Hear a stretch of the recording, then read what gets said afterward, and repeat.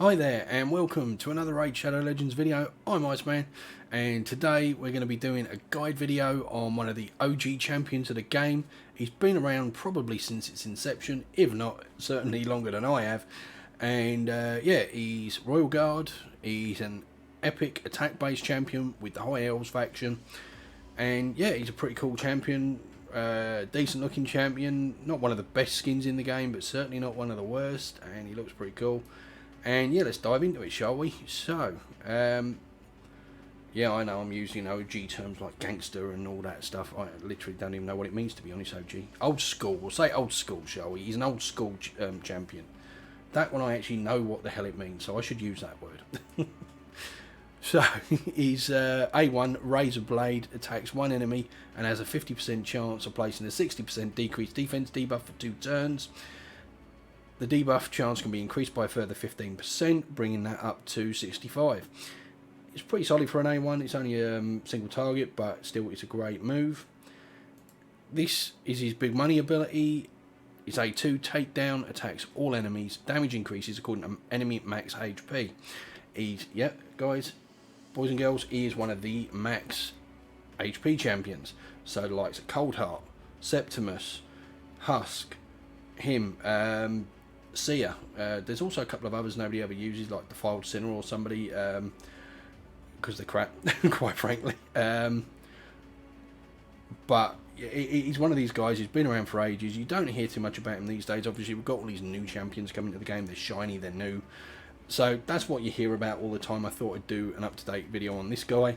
What's he like these days? Where's he useful? You know, and so this is it. This is a great ability. It's not the hardest hitting. Personally, I think Cold Hearts actually hits harder. I might be wrong about that, but hers is single target and on her A3, whereas his is an AoE and it's on his A2. So where's this useful? It's great for clearing waves and for doing big damage on bosses. Nothing more to be said. His A3, Hamstring, attacks 4 times at random. Each hit has a 60% chance, 75 when booked, of placing a 30% decreased speed debuff for 2 turns. Each hit also has a 60%, again 75% chance when booked, chance of decreasing the target's turn meter by 25%. The cooldown can be brought down from 5 to 4. It's a solid ability.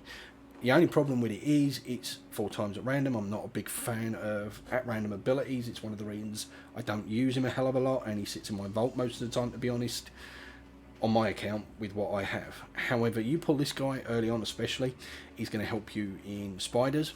Although the problem with the spider is obviously you've got a lot of enemies there and it's 4 times at random, so you might not even hit the spider. There's another way to help with that, to mitigate a little bit, but he's still going to do big damage on the spider. He's got this massive AoE that's going to hit everyone, nuke everyone down. So on the early stages of spider 1 to 16, he's going to be a big help if you get him. After that, depending on the type of comp you're running, he's still going to be good for that, because the higher up you go, enemy max HP hits harder because the boss's health gets higher. That's the way it works in this game. Let's move on to this guy's artifact, shall we? His total stats, 28k health, 3.9k attack. I would like that higher. Defense is 1500, nothing to worry about though. He's not a defensive based champion, but at least he's not going to fall over if somebody blows on him.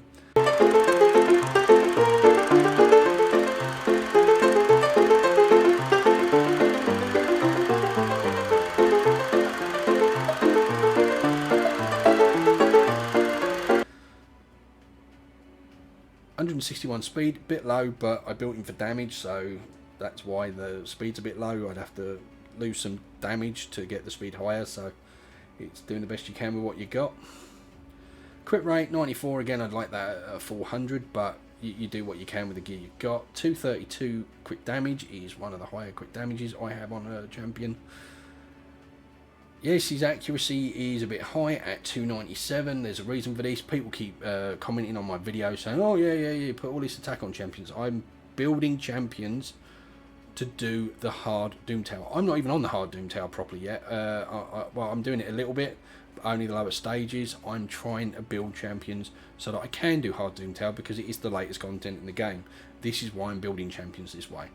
And this is why I'm showcasing champions this way, because I'm sure people coming into the game, although they might not be at Doom Tower yet, they're going to want to know.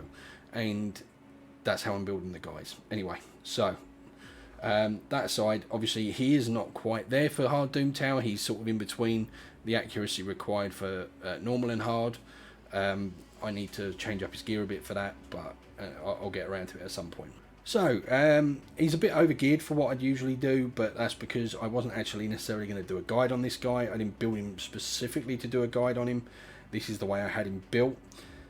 And I've swapped out a couple of pieces to sort of lower his stats here and there a bit, but without messing on too much and spending a load of silver I don't have after the silver event's over, and I've already spent all my silver, quite frankly. You know, we've not rolled this up so that it's not max. We've not rolled this up any higher than it was already rolled to. Yes, he's got a few 6-star pieces here. 1, 2, 3, 4. 4 of them, I believe. So I do apologise for that. It does mean that his crit damage is a bit higher than it would be. It does mean that his attack is probably a bit higher than it otherwise would be. But bear that in mind watching this video. So let's move on to his mastery show. Actually, we'll talk about what we've gone for. We've gone for accuracy because obviously he does debuff. He's got the decreased defense and the decreased speed. You want to be landing both, and the turn meter requires accuracy too. So he's got accuracy, crit damage, attack, speed boots. I would like to swap those out for attack boots, to be honest, at some point. But, you know, his speed is quite low at 93 base, so getting him high is kind of hard. As you saw, I've not even got him up to past 160 odd. If I take 40 off, he's only going to be at like 120, so that's very slow. This is the reason I've not done this. If I could build enough speed into him elsewhere and try and keep the stats, I would, but you know what it's like when you're trying to build a whole bunch of champions for different areas of the game. I don't like swapping gear out from champ to champ to champ all the time, so I tend to prefer to build champs as I go, and that's the way I do it. So anyway, let's take a look at his mastery, shall we? See what I've done there. I'm going to move myself over here. In all honesty, this is the second time I'm actually recording this video because I was a dope and I forgot to move myself back out of the way. So on the previous video, you had me sat in the middle for the whole of it, which obviously doesn't help. Remind me to do that, not do that again this time, please. Because you can talk to me, right? You know that, right? Yeah, sorted. Okay. So we've gone for offense and support. Obviously, support for the accuracy and turn meter control, and offense for the damage. So crit damage, crit rate, crit damage, more damage at high health, right the way down into War Master to get extra damage on those bosses. We've gone for increases turn meter for people he kills to help with the fact that he's slow and try and get that speed up when he's killing people. We've gone for a chance to reset his abilities. It's a low chance, but any chance is better than none, because if you can get that A2 back, you can do more damage quicker, obviously. We've then gone for the one that gives him extra damage when he's got debuffs on him, which, you know, in dungeons and the like, he's going to do. And if you try using him in somewhere like Spider, he may have poisons on him and stuff. If you're using him anywhere, really, he's likely to have some debuffs on him. So it's a free damage increase. Oh, I don't know why I'm getting off that. I'm going absolutely bonkers, guys.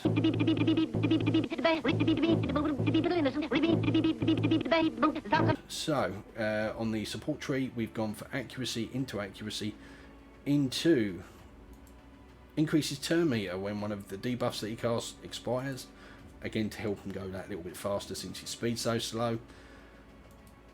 Well, that's the one we were just on, sorry. We've gone for Evil Eye to decrease target's turn meter on an A1.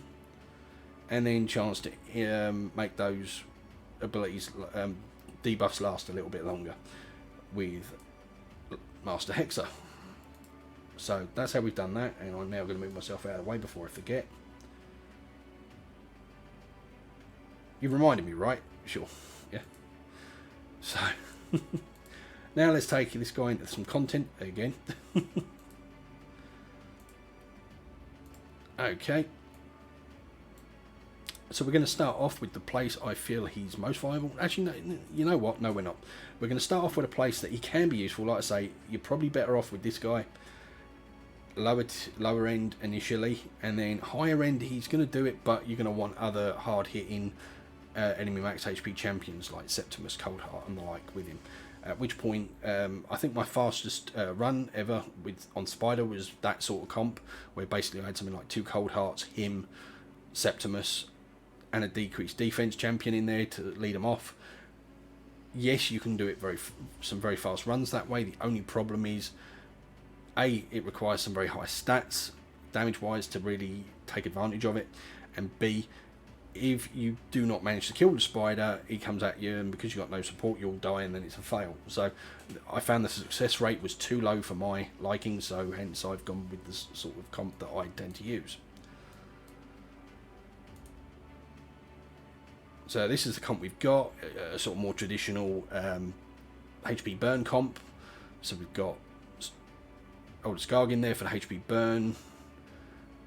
You'd think the Achak would be in there for the HP burn, but obviously because he only burns certain people and not others, and freezes others, in this one he tends to freeze the spiders, but that still helps. So it means they're not coming back at you as much. And he increased turn meter and heals while he's doing all this stuff as well. So that's still really solid. We've got Duck in there obviously for his decreased defense. Others in there to help speeders along, healers, and pick anybody up if they drop. And then our main damage is going to come from Elder Skarg and from Royal Guard here. So at this point, I don't use this guy for this, because obviously Coldheart is better and I do have her, in all honesty. So I wouldn't normally run it like this. I'd run it with Coldheart in his place. I've now actually done a couple of runs and both of them have been successful. You look at that, a nice big solid hit there.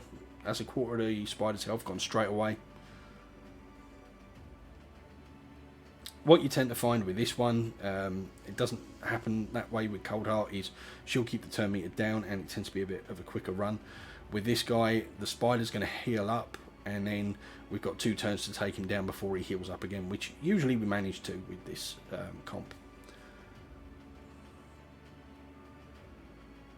But as you can see, he's running in, he's doing some big hits with 40 odd K hits, and then you're getting like War Master procs on top of that.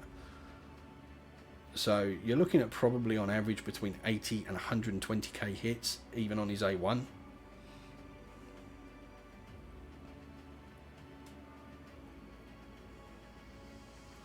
.48 with no War Master proc there. Now we've got the HP burns out.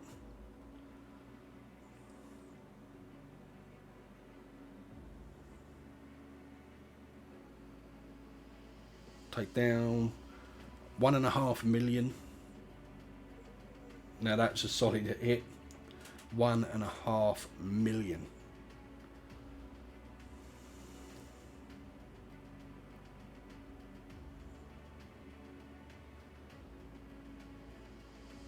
And it's really nice to see when that sort of thing happens. Now, usually I don't lose Achak, because he's got a lot of resistance and whatnot, so we might be in trouble here. We'll see. Hopefully Arbiter will pick him up and Elder Skarg won't go down. It'd be typical that, you know, I've done a run for a practice run, I've done a run for the previous recording of this video, and we succeeded, and then on this one we're actually going to use it and I've remembered to move myself back over. This would be the one where we fail, but by the looks of it, no, we're in a good position. It's a fairly good solid comp. Got the HP burns out there again. So we're all good. There you go. You know, 2 minutes 20. It's not a bad time at all.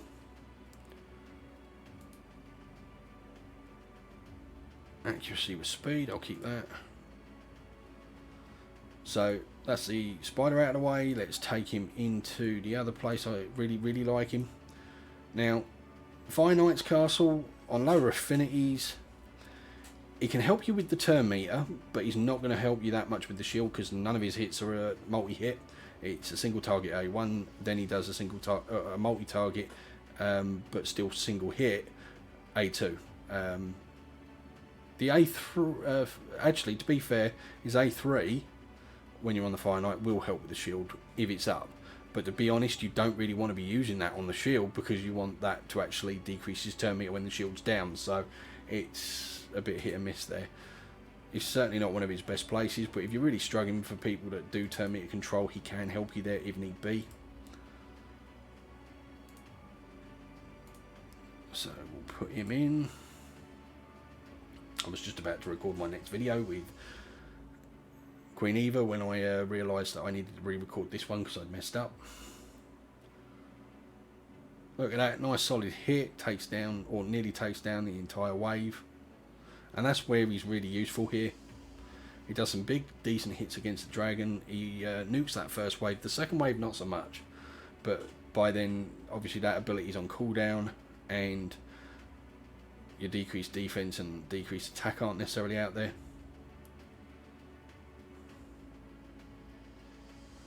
Although we've got that now. We might be swinging back round to his A2. 4-turn cooldown, don't forget.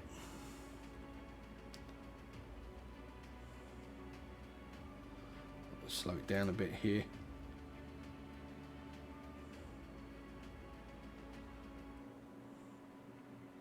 There we go. So 70 odd K, 70 odd K in that sort of region, which is solid. It's really decent. We're up to the spider in a good time.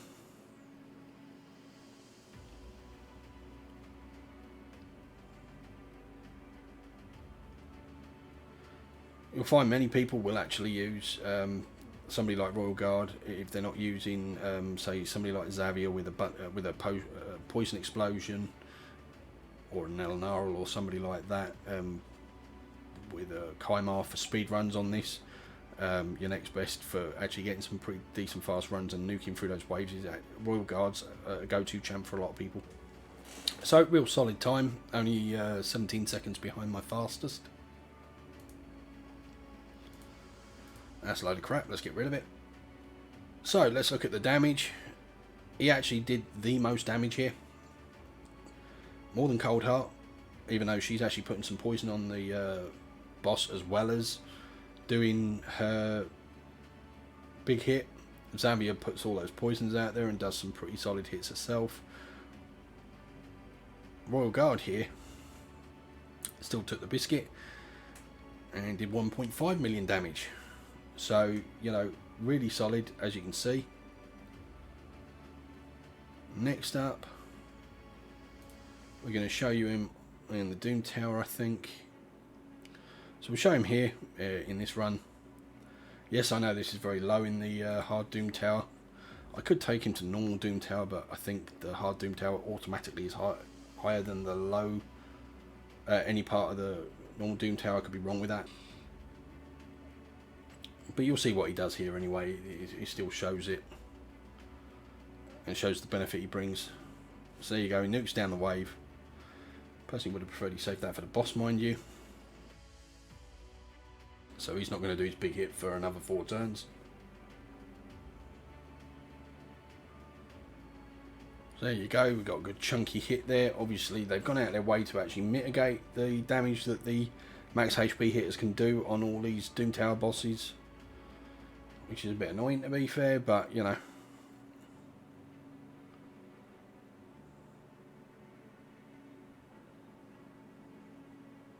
If you don't have somebody like Royal Guard for here, if you've got Husk, he'd probably be fairly decent. And actually, because he's red, he'd actually be strong here. He actually has a similar A2 to this guy, except for the fact that he also has a AoE stun on it.